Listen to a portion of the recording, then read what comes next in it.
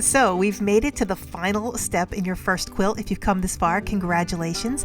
I'll bet that you had no idea how easy this could be, and then also immediately recognizing that this is a craft that takes some time and practice at the same time. So once we put this binding on, we are done.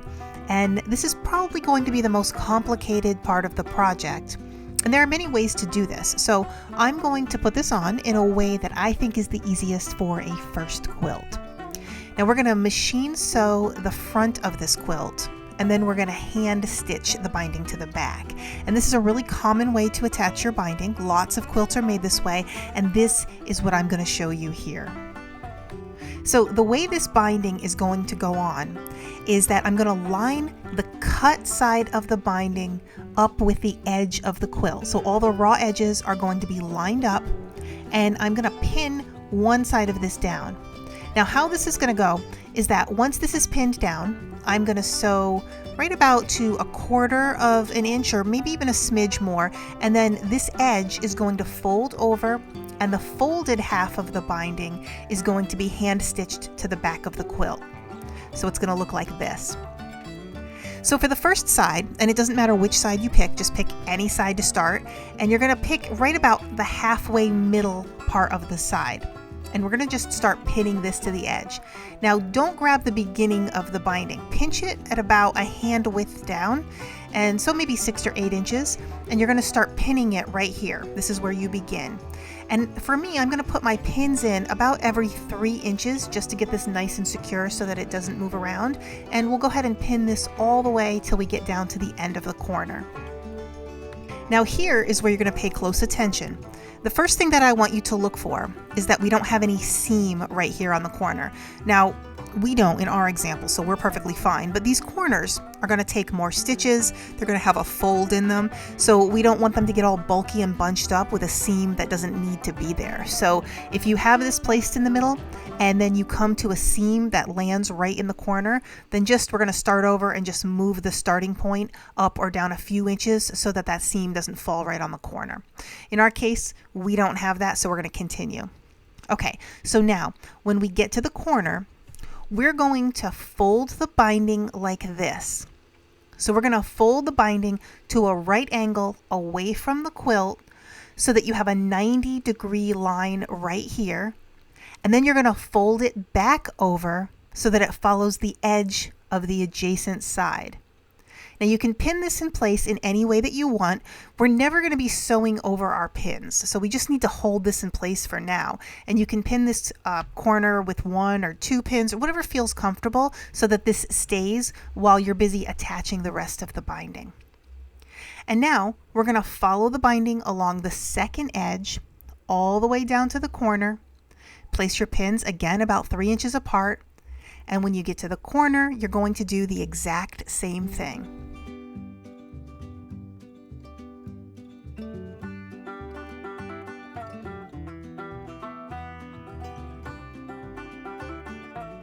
Fold the binding to a right angle away from the quilt. Now hold this overlapped section down with your fingertip, and then fold the binding back on itself so that it makes a perfect 90-degree angle, and then it's ready to follow the next edge. Now continue to do this all the way until you get back to where you started. And when you get back to where you started, you're going to notice that we have plenty more binding than we need, and that's exactly how it's supposed to be. So just pin your binding all the way around, and now we're ready to take this over to the sewing machine and get this guy sewn on. So now it is time to sew this down, and we are going to go through all these layers again, so I'm going to be using my walking foot, and I'm going to start sewing in the same place where I started pinning. Remember, we have this extra part at the top, and so I'm just going to let this be here for now, and I'm going to start sewing right where I started pinning. Now I'm going to set this to a 1/4 of an inch seam, and on my machine, my presser foot lines up with the 1/4 of an inch mark on my ruler plate, so I can use the edge of my walking foot as a guide. And on your machine, you can shoot for anywhere between 1/4 to 5/8 of an inch. I sometimes don't have very good luck when I try to make mine a little bit fatter, and I'll show you what I'm talking about in a second, but first we're just going to sew this down a few inches so I can give you an example.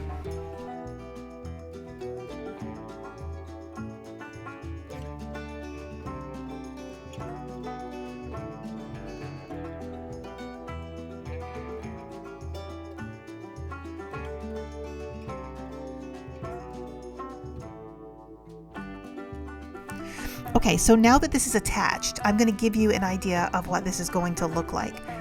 This piece is going to be folded over and then hand sewn onto the back. So the edge of this binding right here needs to meet the stitch line on the opposite side. So that's why you can't go too wide on the front, and you want to stick closer to 1/4 of an inch so that this will look even on both sides. Okay, so we're going to just sew right down, and once we get down to the corner, of course we're taking out all of the pins before everything is sewn, but the corner does need a little bit of special attention. The first thing that we're going to do is unfold this corner. Now remember, we made this 90-degree angle when we folded it the first time. I want you to take a look at where that crease mark is.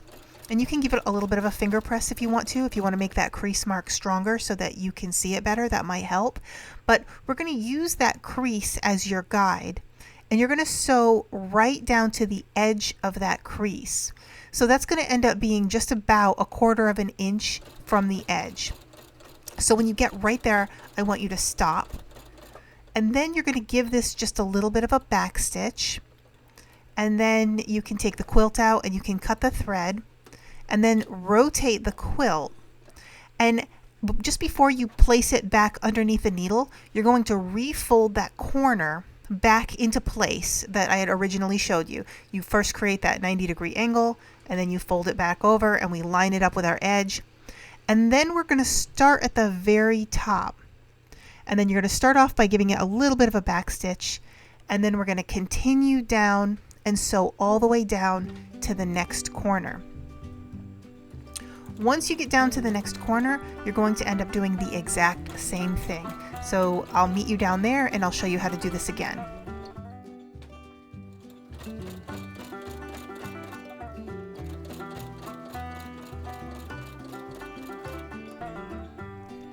Okay, at the bottom of this corner, we're going to open up this fold that we created, and we're going to stitch down to the crease, which is just about 1/4 of an inch from the edge. Give it a little bit of a back stitch, cut the thread, and then rotate the quilt.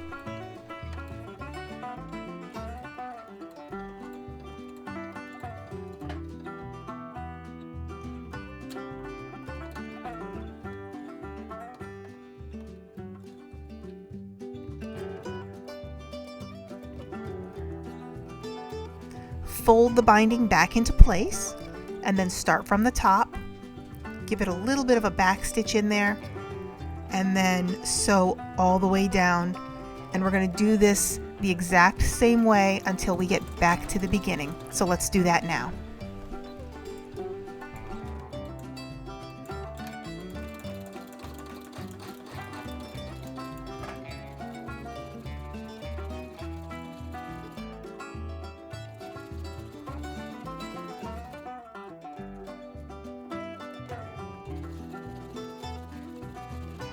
Now we have one additional little task that we have to do.